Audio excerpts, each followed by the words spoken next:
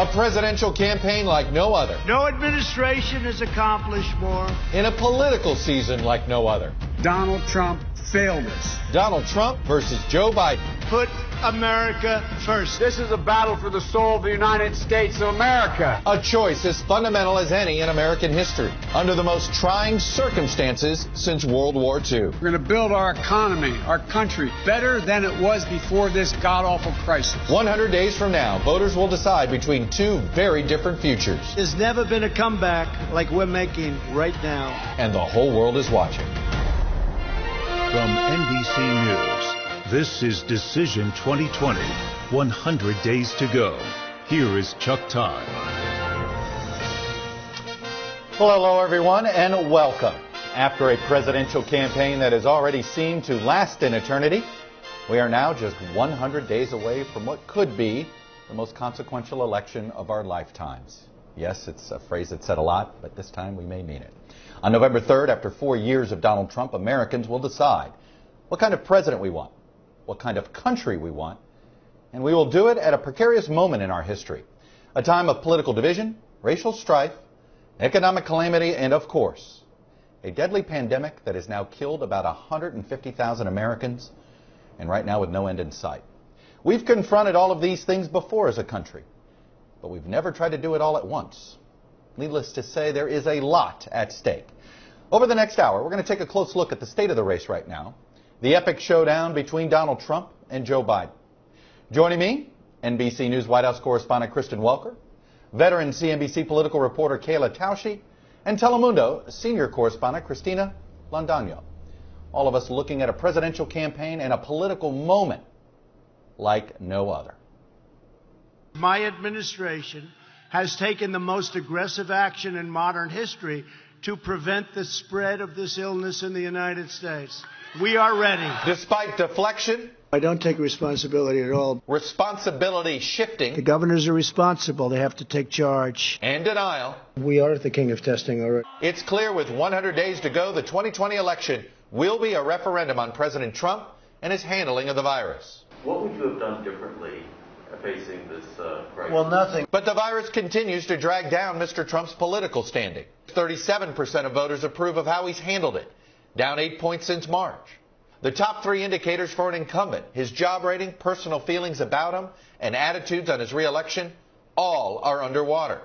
Mr. Trump is counting on a quick economic recovery. The good thing is the numbers will be coming out just prior to the election, so people will be able to see those numbers. But voters are tuning in now.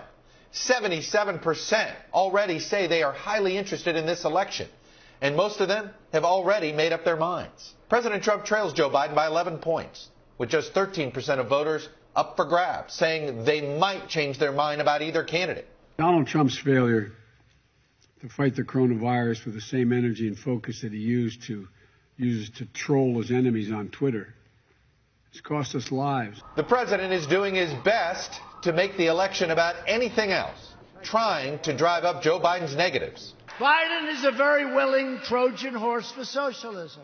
Biden is a puppet of Bernie Sanders, AOC, the militant left. Nobody will be safe in a Biden America. If it ends up being a popularity contest or worse, a referendum on President Trump, I think he's got some real headwinds to face. Many Republicans question whether the president can avoid the spotlight long enough to make the election a choice rather than simply a verdict on him. I think right now, obviously Trump has a problem with the middle of the electorate, with independents, and they're the people who are going to decide in national elections. The election will also be a referendum on the voting system itself. In just 40 days, the first ballots will be mailed out in North Carolina. 22 more states begin mailing absentee ballots 45 days or more before the election, launching a fight over access to the ballot. Voting by mail is wrought with fraud and abuse. In fact, fraud via mail-in ballots is quite rare, in setting up what may be a weeks-long process to count absentee votes. We're putting together a major initiative of lawyers to go out and make sure that we're in every single district in the country to patrol this. More than 3 weeks after the New York primaries, thousands of absentee ballots still had not been counted, leaving some closely watched races unresolved. A big red flag for November. Well, all the polls right now seem to paint the same picture. advantage Biden, but of course things can change, and memories of Donald Trump's 2016 upset win over Hillary Clinton certainly have Democrats apprehensive and Republicans hopeful that things will change. Our expert in such things is, of course, national political correspondent Steve Kornacki. So, Steve, it's interesting, but what is the main difference this time as opposed to 2016? And is it simply that little I that's next to Donald Trump's name on the ballot? You know, it might just be, it might just be as simple as that, Chuck. I mean, the two differences you can see right here on this screen, our latest NBC Wall Street Journal poll. Number one, Joe Biden, Trump's opponent, he's over 50%. You know, Hillary Clinton led in the polling in 2016, but how many times did you see her over that 50% mark against Donald Trump? Remember, there were some third-party candidates in 2016 gobbling up a pretty big chunk of the vote back then. You're not really seeing that right now, and Biden's over 50%. And also, the margin here, both in our poll, an 11-point lead for Joe Biden, and really all of the other major national polls that are out there right now showing sizable Biden leads. You know, in 2016, we say Hillary Clinton led pretty much the whole race. Her leads were basically about 3 to 8 points. It was usually somewhere in that range. We're sitting in high single digits, low double digits right now in poll after poll. So there are some differences there. There's also, if you take it from the national level to the battleground state level, here's 6 key battleground states. Donald Trump in 2016 went 6 for 6 in these states. He won every single one of them, including a couple here, 3 states that hadn't gone Republican in 30 years. He won Michigan, Pennsylvania, Wisconsin. Take a look right now at the polling we're seeing in those states right now. In all 6 of those states right now, you see Joe Biden leading Donald Trump in the polling. Biden doesn't have to go 6 for 6 here when you look at the Electoral College map. He probably needs 2 or 3 to get over 270. There's also this, if you just compare Trump to past presidents running for re-election, where did they stand in our NBC News poll at this point? There's basically 3 different groups here. Reagan and Clinton, they were way ahead. They both won easily. Obama, George W. Bush, they led pretty narrowly. They won pretty narrowly. 1980, 92. Carter and H.W. Bush, they trailed big and they lost pretty decisively. Where does Trump fit in? In our poll, not quite as bad as those two, but a lot worse than all the others, Chuck. You know, Steve, it was interesting that you did all those states. There's 2 states that we're all talking about a lot more today than we were even a year ago.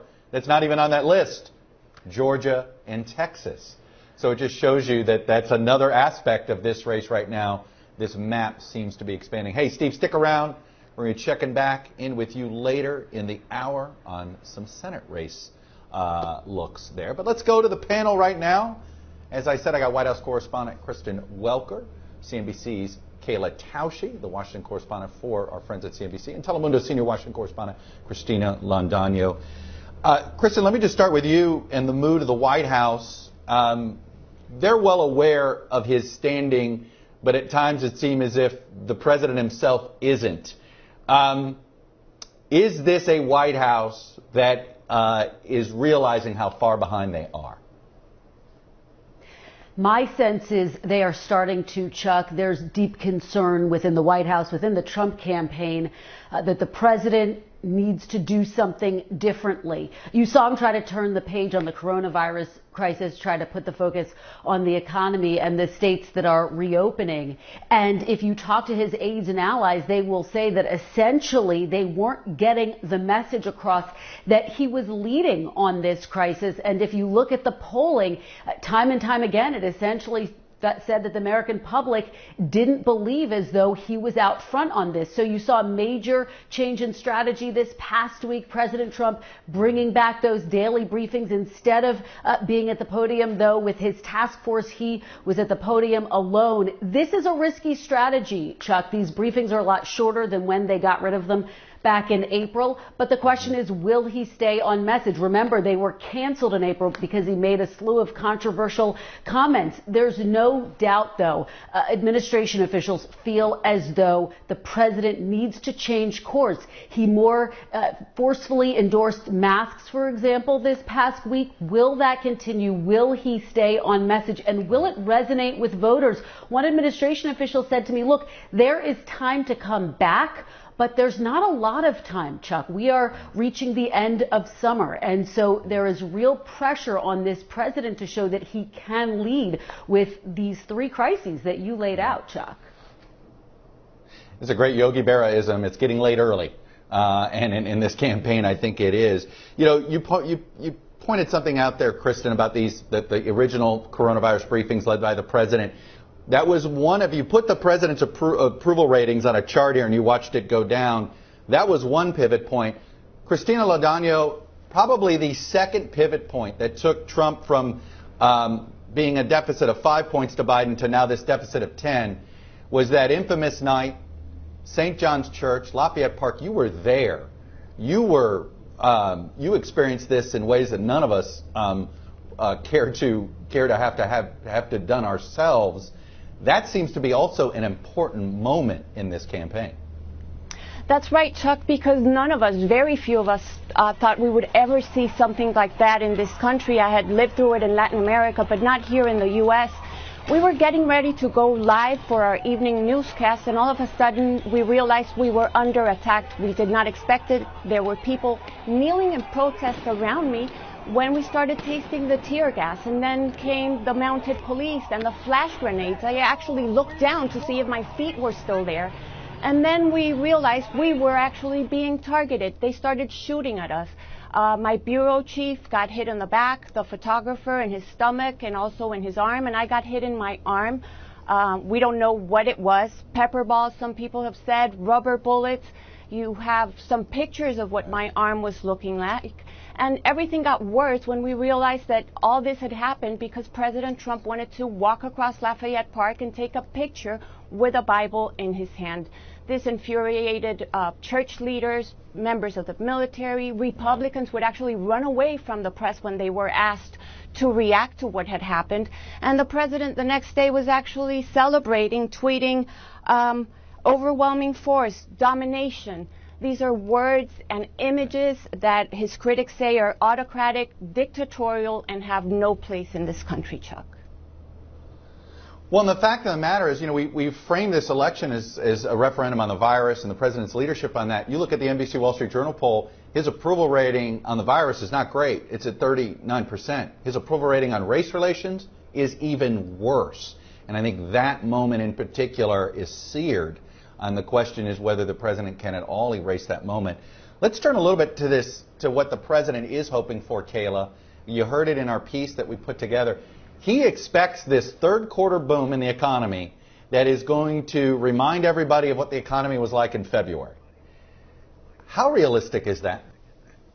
Well, it depends on how much money, Chuck, the government is willing to inject into the economy. Just this week, we learned some 32 million Americans are receiving unemployment benefits. That compares to about 2 million a year ago. So the underlying economy is reeling, even as the stock market continues to notch new records. We do know that voters, even as they began to prefer Joe Biden on the coronavirus response and social justice issues, they stuck with Trump on the economy until very recently. And advisors believe that that is the area where they can stem the tide. They want to return to an argument that President Trump made the economy the best it's ever been before this external shock to the system, and he can do it again. But to do that, he needs to extinguish the virus. And that's one of the reasons why we've seen this change in tone that Kristen highlighted earlier, where they know now that they need to get the virus under control so that businesses can stay open. People feel comfortable going out, spending money, going to restaurants and businesses.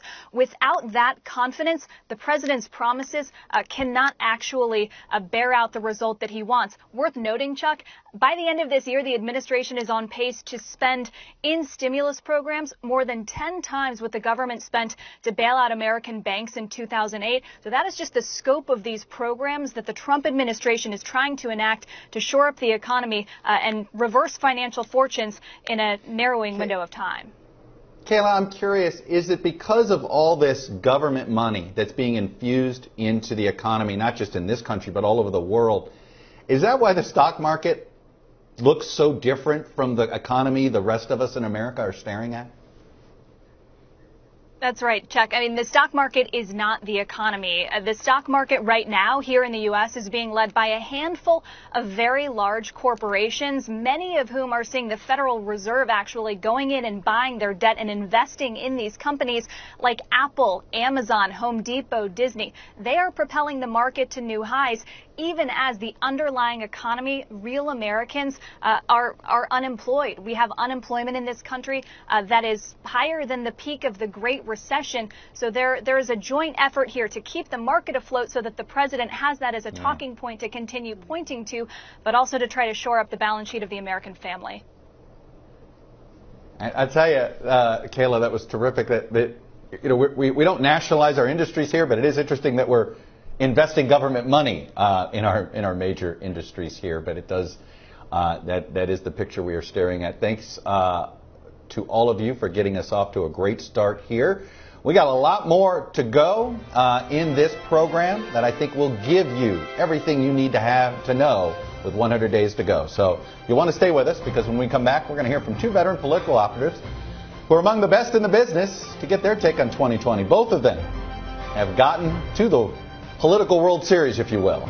We're going to also look at the second most important decision voters will be making this fall: who will control the Senate? Plus, a look at how social media giants are or not policing the accuracy of online ads this season. And finally, handicapping the potentially decisive Latino vote. All when we continue with Decision 2020, 100 days to go.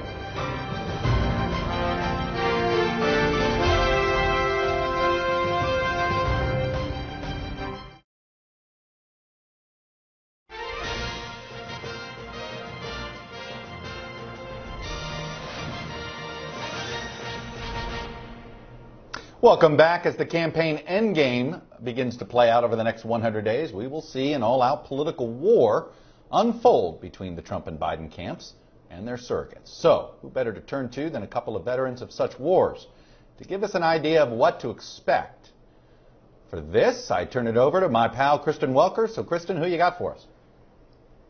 Well, we have a great conversation coming up, Chuck. I want to introduce two very experienced old hands when it comes to American politics. We have Democratic strategist David Plouffe, who's, of course, the campaign manager to Barack Obama, then senior advisor to President Obama, so he's no stranger to all of this, and senior strategist to Mitt Romney's campaign, Stuart Stevens, now, of course, a member of the Republican anti-Trump Lincoln Project and author of It Was All a Lie: How the Republican Party Became Donald Trump, out next week, so you don't want to miss that. Thank you both so much for being here for a really important conversation. And David, I want to start with you. Obviously, both men have had to get really creative when it comes to trying to reach out to voters against the backdrop of this pandemic. So we've seen Joe Biden holding virtual town halls. He just did this joint conversation with former President Barack Obama. How do you assess his strategy so far? He's obviously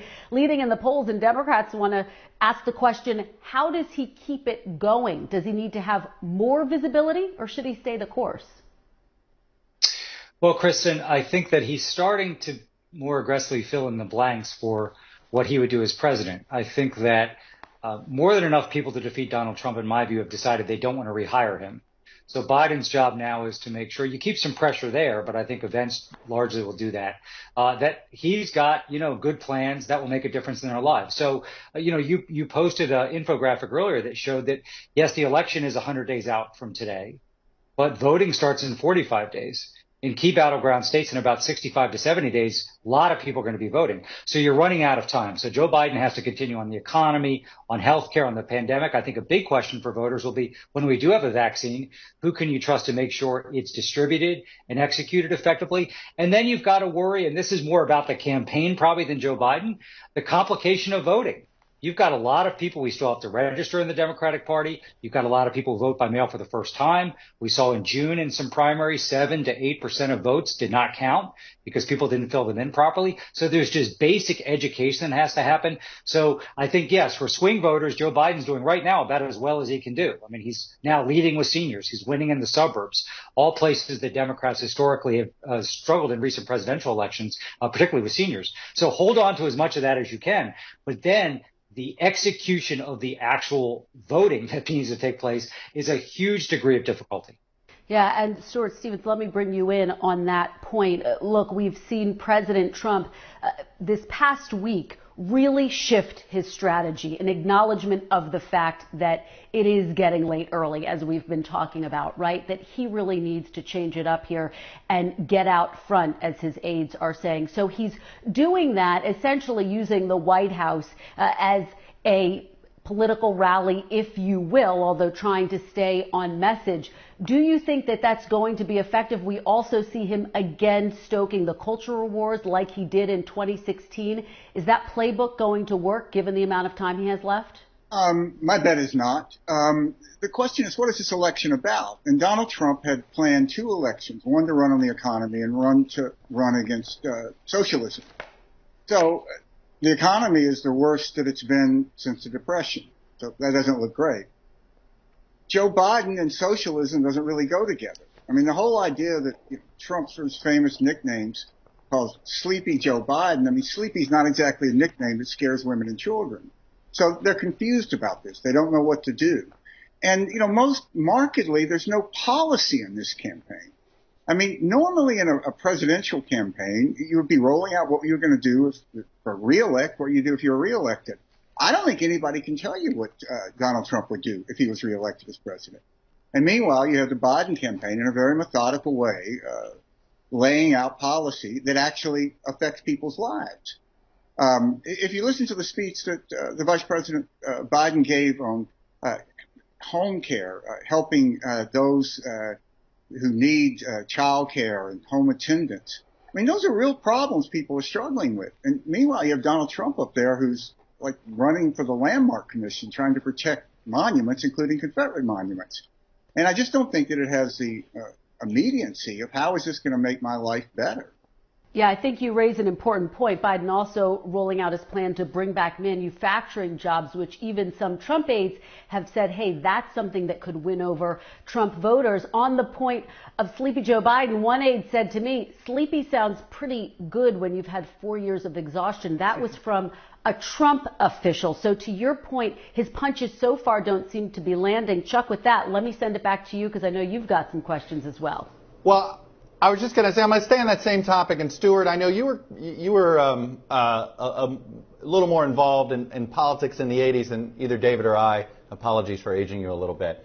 But explain to our viewers this. Why did George H.W. Bush and Roger Ailes and Lee Atwater, they're basically, ran this sort of non-issue campaign against Dukakis, made up a 17-point deficit, and able to pull it off.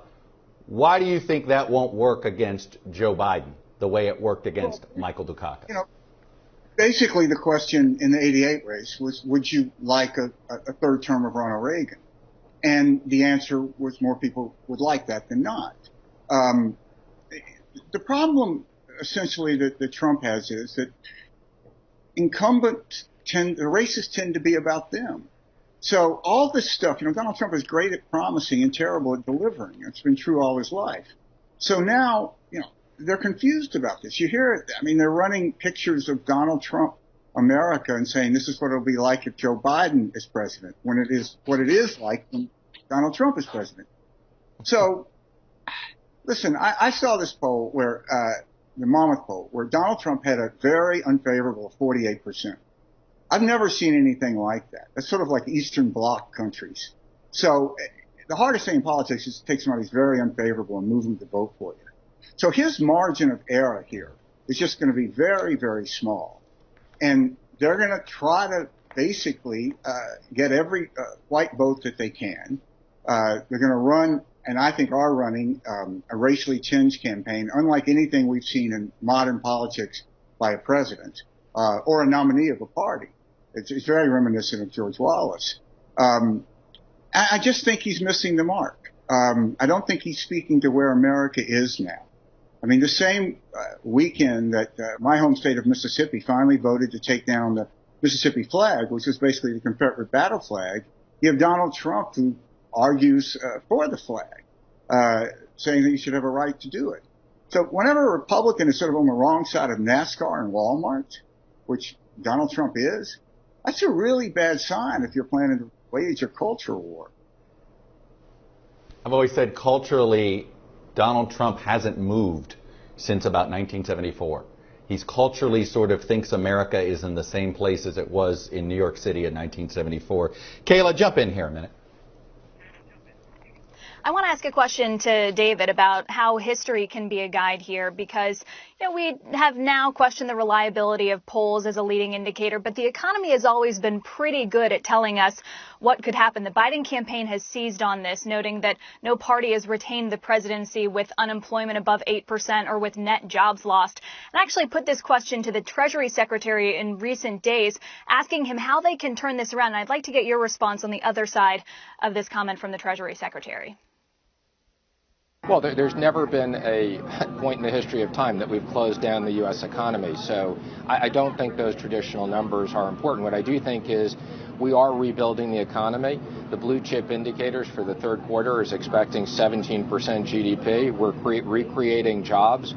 We're providing a lot of liquidity to American business and American workers. So the president's economic plans are really working, and we still have more work to do. David, if there is no precedent for this time, how do we figure out what the economy is going to do to the outcome of the election? Well, listen, we faced off against Stewart and the Romney team in 2012 with unemployment very high. And so there were some lessons from that, which is the stock market had rebounded during President Obama's first term. But that was not a reason to vote for the president. OK, so small business owners, workers experienced the economy much differently. And I think, Kayla, what's really going to happen here is voters, small business owners, workers are going to make a decision that the economy generally and for them personally will never recover until we escape the clutches of this virus. And who can you trust to finally put the numbers to rest, to get a vaccine distributed, and to prepare for the next one, and to make the smart governmental policy decisions along the way? I think the jury's out on that. I think people do not think Donald Trump's capable of that. He did lead on the question of who do you trust more to lead the economy. That lead's evaporated. I think Joe Biden has an opportunity not to lead him by 10 or 15 on that measure, but maybe build a small lead. So again, this comes down to when people are casting their vote at the end of September and early October, those that wait to November, how are they feeling? Do they have confidence that Donald Trump is going to set the conditions so that their life can get better? I don't think he can. The other thing is Donald Trump kind of won the debate in 2016 with Hillary Clinton over who was going to fight for working people. Who could you trust? He became the change agent. I think Joe Biden, his biography, the kind of political figure he is, the language he uses, his policies, Stewart mentioned home health care. I think he's got an opportunity on that issue and many others to speak directly to what people care about. And Trump, what is interesting, the election is about the economy. Donald Trump's messaging on the economy is about one thing, the stock market. It's so puzzling to me. It's almost political malpractice. And so the thing that people care most about, and the virus is attached to that, obviously, he's really missing the mark on. And I know in 2012, when we won a very tough and close race, each and every day we just had to hammer that economic message. And we also developed a contrast with Mitt Romney. So Donald Trump, we are 45 days away from people voting. He has not laid out a core argument about why he should be reelected or why Joe Biden shouldn't be, other than Sleepy Joe, which I agree with Stewart is not going to scare anybody. I tell you, I have about 6 more questions for the both of you, but instead I'll text them to you and share. We'll go those down the road. You guys were as good as I thought you'd be. Stuart Stevens, check out his new book. And if you've never read any Stuart Stevens book, both David Plouffe and I have authored books. Stuart Stevens is a writer. You're a beautiful writer, Stuart. So even if you don't agree with what he's writing, you will enjoy reading his book. Gentlemen, thank you both, and I'm sure you'll both enjoy watching sort of from where you are this time than being in the middle of this. Thank you both. No matter who wins the White House this fall, how much they'll actually be able to get done will depend in large part on which party controls the Senate. 6 years ago, under leader Mitch McConnell, Republicans won back a majority. This fall, with Joe Biden leading in the polls and with Republicans defending a whopping 23 Senate seats, with the Democrats only having to defend 12, the Democrats hope this is their chance to win back the Senate. So where do they have the best shot? For that, let's go back to Kornacki. Steve, basically there's 2 Senate battlegrounds, if you will. The close, polarized environment, and then this other world we may live in. Show us. Exactly. So first, for some context here, let's take a look at recent presidential elections and then what the popular vote was nationally. Remember, Clinton didn't win the Electoral College. She did win the popular vote by a couple points in 2016, and that translated. Democrats gained 2 seats in 2016. If you look at recent elections, 2004, Bush won by 3. Republicans picked up 4 Senate seats there. 2012, Obama fairly narrow win, 2 seats for the Democrats there. Then you get to 2008. That's when Obama won it was a 7-point win over McCain. And remember, Democrats got a big 8-seat gain in the Senate. So the higher the popular vote margin for the winner gets, the more you have an opportunity to pick up Senate seats. And of course, right now, if you just average all the polls together that are out there, Biden's lead is 9, raises the possibility. If it could hold, we'll see. But if it did, would you be in that range? Would Democrats be in that range again? So let's take a look here at our Senate sliders. Love this screen right here. This is what we thought the battleground would basically be at the start of the year. When you say a tight, polarized election, this is what we thought. You know, Republicans said Alabama, Doug Jones running for re-election. They thought that's a clear pickup for them. They've been thinking at least. Democrats have been liking the polling in Arizona. They think Cory Gardner in Colorado, not a Trump state in 2016. They think they can get that. They think they could finally get Susan Collins in Maine. If they got those 3, lost Alabama, then maybe North Carolina, Tom Tillis, competitive state. That's the conversation. If Democrats get to 50 and Joe Biden gets elected, Democrats get the Senate. But you mentioned if you have a big Biden win nationally, it raises the possibility of a lot. Oh, that's the wrong one there. Here you go. It raises the possibility of a lot more states. Georgia, 2 races. Iowa, Kansas, Montana, maybe others. You've talked about South Carolina. The bigger that margin gets, the more come into this column. It's fascinating. People, if this is a 1980 style election, as some people have thought it could be, Ronald Reagan bought 12 Senate seats with him in that landslide. There's not a path to 12 for the Democrats, but there is one to 8 or 9. Steve Kornacki with that. Thank you, sir. We have much more ahead on this special 100 Days edition, including a look at the outsized role social media plays in our elections and what's being done to rein it in. And then, of course, there's this, the all-important Latino vote. Could put more states in play, could decide which party controls the Senate. We're going to take a look at it in a deeper dive with 100 days to go.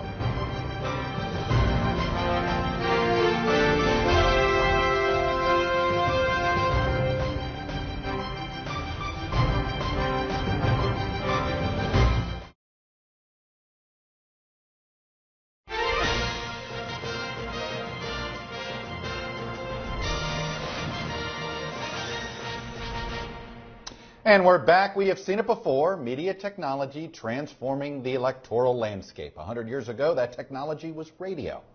In the second half of the 20th century, it was, of course, television.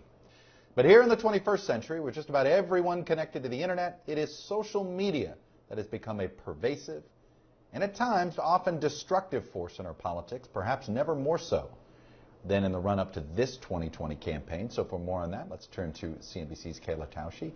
Kayla, what do you got for us?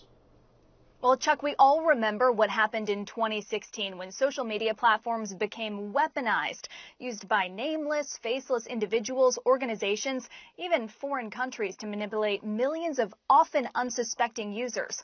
That kind of interference can undermine the legitimacy of an election, and the big social media companies are on notice not to let it happen again. CNBC's John Ford has taken a look at what they're doing about it.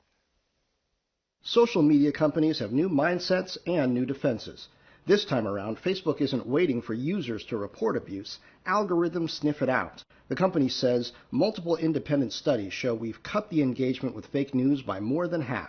The social media powerhouses are trying to avoid an ugly replay of 4 years ago when they caught heat from both sides of the aisle for leaving their users vulnerable to illegal manipulation. We've also learned about how vulnerable social media is to corruption and misuse. The very worst examples of this are absolutely chilling and a threat to our democracy. A report out of the Republican-led Senate Intelligence Committee late last year determined that Russian agents sought to influence the 2016 U.S. presidential election by harming Hillary Clinton's chances of success and supporting Donald Trump. The attackers pretended to be Americans while igniting Facebook, Twitter, and other platforms with inflammatory rhetoric about divisive issues in U.S. society, like the NFL protests or gun rights. Their goal? Inspire Trump supporters to turn out to vote and get Clinton voters to stay home. It's not only Facebook that has dramatically changed its approach to combat improper influence around the election. At Twitter, a dedicated team aims to, quote, address threats posed by hostile foreign and domestic actors. And at YouTube, they've invested to, quote, reduce the spread of harmful misinformation. The companies now meet monthly with the FBI and Department of Homeland Security to discuss threats and responses. But there's still plenty of dry tinder on social media for bad actors to try to ignite once again. With coronavirus lockdowns, activism back in sports, and protesters taking to the streets, the country is once again racked by controversy leading into a major election. And, as we saw with the hack on Twitter earlier this month, even with new defenses, the social media giants might still be vulnerable. That was CNBC's John Fort reporting, and he joins us now. John, you report that Facebook has cut its engagement with fake news by more than half, but that means there's still quite a bit of fake news left on that and other platforms. Is there evidence that Americans and users of these platforms are becoming more judicious about what they're reading and seeing? Well, Kayla, I don't know about evidence that people are being more judicious about what they're seeing, but what the platforms are trying to do is be more of a filter and actually proactively go after users, sometimes even agents of foreign governments that are trying to corrupt the system. And even though for us, here in America, these political cycles go in 2 or 4 years, what these platforms are seeing is their battle is constant. The people who are trying to corrupt the system stay in the system, trying to inflame these tensions. And so the platforms are trying to find the behaviors of the bad actors so that they can identify them, make sure that their messages don't spread, and potentially then flare up at the time of an election when they could do so much damage. And the bad actors are getting better at what they're trying to do, too, John. Thank you for that. Chuck, you can be sure that when these social media companies appear on Capitol Hill, that they're going to be questioned about the integrity of their systems and whether it's possible to truly safeguard them. There's no doubt. John, I got a couple questions for you. One is this idea, I guess Facebook has talked about trying to go dark on politics within a window. That is something that international media, I think Israel is one of those countries, for instance, that prevents TV media from doing polling and things like that in the days run up. What is Facebook contemplating, and would Twitter and other social media platforms follow suit if there was this sort of political dark period before the voting? Well, Chuck, they've got very different tacks the different platforms do. Twitter, for example, has already said, we're not going to do any political advertising whatsoever. YouTube and Facebook are still doing that. Facebook says, hey, we've got 35,000 now people in our security team going out kind of proactively trying to police this stuff. They've not said that they're going to go dark on political information. And frankly, at a time like this, where in a pandemic, there's probably going to be less face-to-face gatherings. We can see that with what's happening with the conventions. Probably a lot of these campaigns and their surrogates are going to be relying on social media and electronic media more than ever to reach voters, from the big candidates to the smaller ones. And Facebook sees that as part of their role, too. So how they thread the needle here is going to be tricky. And one other, and I know you don't have the answer to this because none of us do, but election night, as we all know, is likely going to be election month, right? It's going to take, it took 28 days for us to get the entire vote counted in the state of Pennsylvania for their primary this year. This is the first year they've done almost exclusively mail-in ballots. The rumors, the conspiracy theories during the vote count that could sprout up on social media, are these social media companies aware of that? That 10 to 12 day period is going to be a dangerous period for misinformation. Are they prepared for it? Chuck, I think that's the sort of thing that they are prepared for, because that's the sort of thing we can imagine, right? We can kind of draw the lines between what we know is going to happen and we expect the impacts are going to be. That's sort of the world that these tech companies and tech platforms live in. The world they don't live in is, the surprises. We saw that Twitter hack where, using social engineering, which is a fancy word for a con job, somebody was able to take over major Twitter accounts of major public figures. You can imagine something like that happening during the period when people are filling out their ballots. That would be awful. And that was something that Twitter, for example, wasn't looking for. Now they are. But it's these kinds of things. They're trying to kind of think around corners and expect the unexpected at a level that they weren't in 2016, Chuck, when, as we know, they were caught very much flat-footed. No, it was definitely a bunch of companies that were a bit naive, perhaps, that their technology could be turned against them anyway. Our thanks to Kayla Tausche and John Fort of CNBC for that terrific segment. We'll be back in a moment with what could be the key that unlocks victory for either President Trump or Joe Biden this fall, and the fierce competition to win it.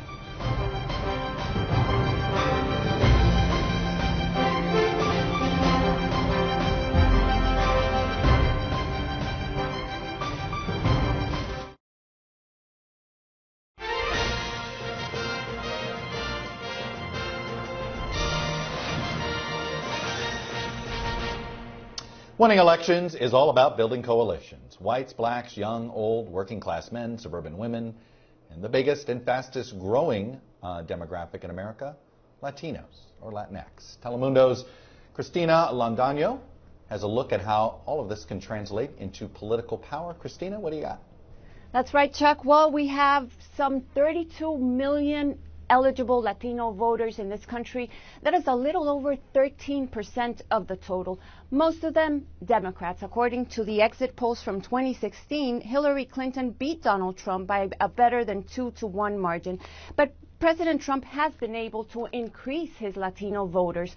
That means Joe Biden cannot take them for granted, especially in some states where the Latino vote could actually determine the political fate of this country. The battle is being waged en español. Biden claramente está debilitado. And both the Trump and the Biden camps are focused on three key states, Florida, Arizona, and Texas, where the Hispanic vote could decide the election. The real question is, will they turn out? Will the Latino community turn out? Because if it chooses to turn out, not only can we decide this election, but we can decide the trajectory of where the country goes in the next 20 years. In the past few weeks, President Trump has aggressively courted the Latino vote. In Miami, preying on the worst fears of prominent Cuban and Venezuelan leaders. And now Joe Biden and the radical left are trying to impose the same system, socialism plus, in America. Mr. Trump is also trying to run a campaign based on the pre-COVID economy. That we've had the lowest unemployment numbers for Latinos, creating jobs, ensuring that wages increase. Joe Biden, in contrast, is focusing on an economy shattered by the pandemic, one that has led to enormous suffering, with more Hispanics dying, infected, or out of a job. Latinos want to have a president who will protect them. The coronavirus has disproportionately impacted Latino communities. The unemployment rate has gone up almost threefold under this president for Latinos. Mr. Biden is also running on President Trump's record, reminding Hispanics of the family separations at the border, the wall, and his anti-immigrant rhetoric and policies. You know, he's quit on you, and he's quit on this country. But this election is not just about him. The former vice president is promising a comprehensive immigration reform with a pathway to citizenship for 11 million undocumented immigrants. Latino advocates point out that, remarkably, 100 days before the election, almost half of Hispanic voters have not been contacted by either campaign. Lack of interest and enthusiasm among Latinos can be especially dangerous to Democrats. Run like Trump is winning the Latino vote. That's how you need to court the Latino vote if you're Joe Biden, because it's the turnout that is so key. And now to talk about turnout and expectations, we are joined by Maria Teresa Kumar from Voto Latino, an organization that has endorsed Joe Biden. Maria Teresa, when we spoke last week, we talked about all these Latino voters that are eligible to vote but haven't registered yet. And this seems like an incredible challenge in the midst of a pandemic where going door to door doesn't seem that easy. Well, Christina, thank you so much for the conversation. First of all, I think that we have to level set. The Democratic Party has to modernize how they reach out to Latinos because, quite frankly, Voto Latino, we have been able to pivot during the pandemic. We have actually seen a surge in voter registration. In the month of June alone, we registered over 97,000 folks. 80% of them were under the age of 33, and 75% of them are women. The Democratic Party has to continue having conversations because when we say that the Democrats have not contacted Latino who's backed Biden, we're talking by big stretches. 59% of Latinos who back President Trump have been contacted by the party or by the campaign, compared to 41% of Biden voters who have not been contacted. So quite frankly, when we start looking at where the Latino community is, it is being decimated by COVID. 50% of Latinos either do not have a job or have had their hours reduced. Close to 30% of the Latino community knows someone who has died, sadly, from the COVID epidemic. And we are considered the essential workers, but no one is talking to our policies that really will motivate us. Voto Latino partner with Latino Decisions, and we found three things that are motivating the Latino community right now. One is healthcare. The other is jobs in the economy. And And the last one was racial injustice in supporting Black Lives Matter. 75% of Latinos support the Black Lives Matter movement. They believe that there's racial injustice and inequity in both the Black and Latino community. This is where we have the opportunity for the progressive movement, for the Biden campaign to really discuss it, to unpack it. But I want to pick up on something that Chuck talked about earlier. When we talk about who is eligible to switch this election, it's the Latino vote in unlikely places. It's absolutely in Texas. It's absolutely in Georgia. Because just like in Virginia, while the Latino vote was only 4% of the population, Georgia's 4% of the population is Latino voters. But that created a trajectory of a fast HOV lane into a solidly blue state for Virginia. Georgia has that opportunity as well. Biden needs to do more work reaching out. Maria Teresa, let's talk about the immigration issue. We remember the times of President Obama, the protest, "Hey Obama, don't deport my mama." He was known in some parts of the Latino community as a deporter-in-chief. Joe Biden is promising a comprehensive immigration reform, as did his boss. How can he convince Latinos that this time it's for real, that this is not an empty promise? The difference right now is that Joe Biden has promised that they will do this in the first 100 days, and we have the receipts. The Latino community has never been more mobilized around the issue of immigration, but we also have very strong allies. The corporate business community recognizes the need for a comprehensive immigration reform. You speak to the evangelical movement. Even on the right, they also recognize that there needs to be a pathway to citizenship. So this is an opportunity for Joe Biden not only to do right, but he is speaking to the core issue right now that concerns Latinos. Under President Trump, the Latino community has witnessed the highest increase in hate crimes in over 20 years. Every single time Trump goes into and does a rally at a local level, whether we're talking about Tulsa, whether we're talking about Phoenix, whether we're talking about Dallas, the Latino community experiences an increase in hate crimes. Joe Biden would do well to actually have conversations and meet the community where they are. But again, we have the receipts. We have not only his word, but we have a coalition of people to make sure that he and those in Congress will do the right thing. Thank you, Maria Teresa Kumar from Voto Latino. And now we go back to Chuck. It's a block to watch. It is, and I don't want to let Maria Teresa go here. I want to ask you this.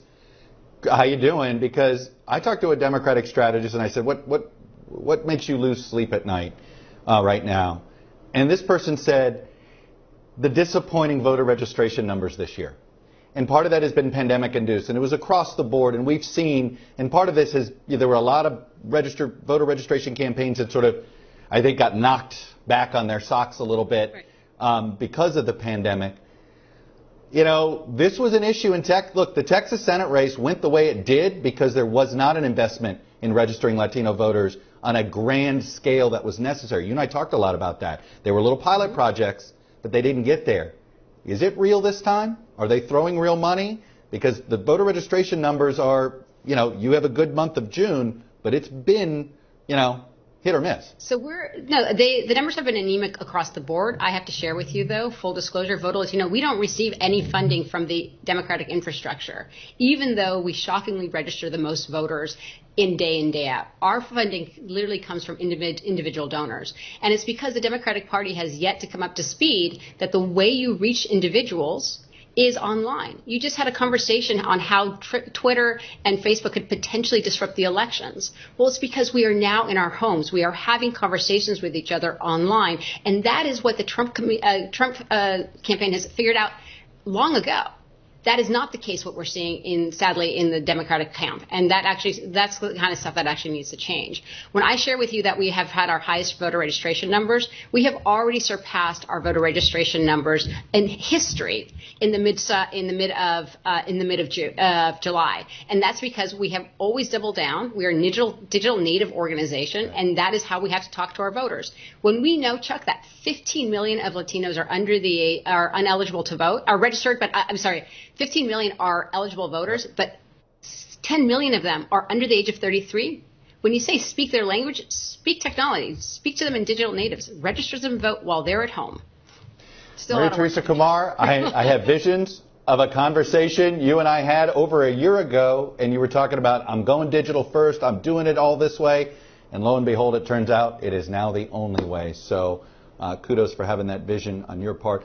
Christina Landano, an excellent segment, excellent piece there. Thank you. Kristen Walker, as always, Kayla Tausche, and everyone who took part tonight, thank you. All right, folks, 100 days to go. Here's some of what to expect. Mark these on your calendars. 3 weeks from now, the start of the Democratic Convention. We should know who the Democratic running mate is by then. 1 week later, the Republican Convention. And thanks to the pandemic, neither is going to look like any convention we've ever seen before.